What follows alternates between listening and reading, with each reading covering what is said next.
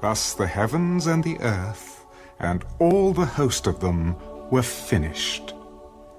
And on the seventh day God ended his work which he had done, and he rested on the seventh day from all his work which he had done.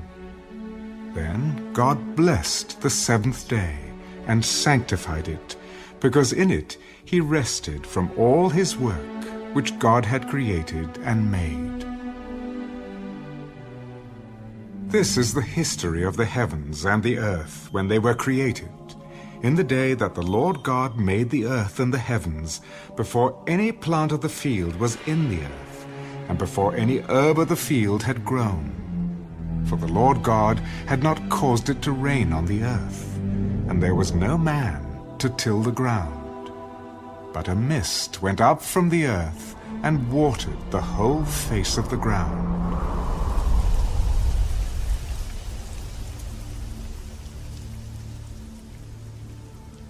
And the Lord God formed man of the dust of the ground, and breathed into his nostrils the breath of life, and man became a living being. The Lord God planted a garden eastward in Eden, and there he put the man whom he had formed. And out of the ground the Lord God made every tree grow that is pleasant to the sight and good for food.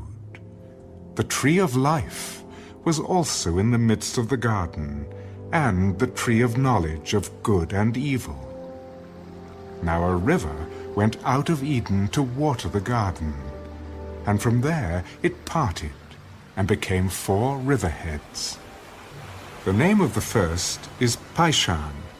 It is the one which skirts the whole land of Havilah, where there is gold. And the gold of that land is good. Bdellium and the onyx stone are there. The name of the second river is Gihon. It is the one which goes around the whole land of Cush. The name of the third river is Hiddekel. It is the one which goes toward the east of Assyria. The fourth river is the Euphrates. Then the Lord God took the man and put him in the Garden of Eden to tend and keep it.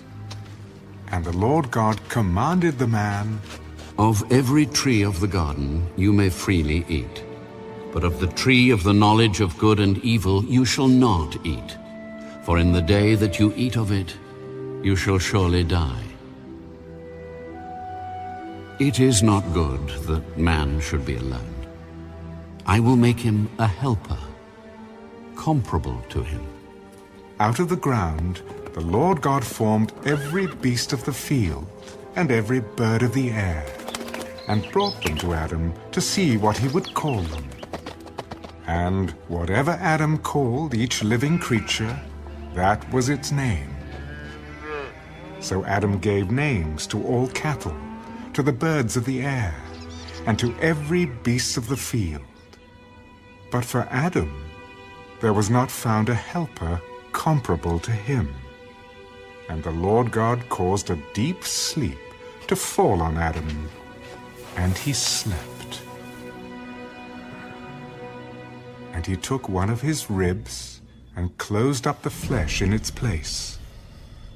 Then the rib which the Lord God had taken from the man he made into a woman, and he brought her to the man. "This is now bone of my bones, and flesh of my flesh. She shall be called woman, because she was taken out of man." Therefore a man shall leave his father and mother, and be joined to his wife, and they shall become one flesh. And they were both naked, the man and his wife, and were not ashamed.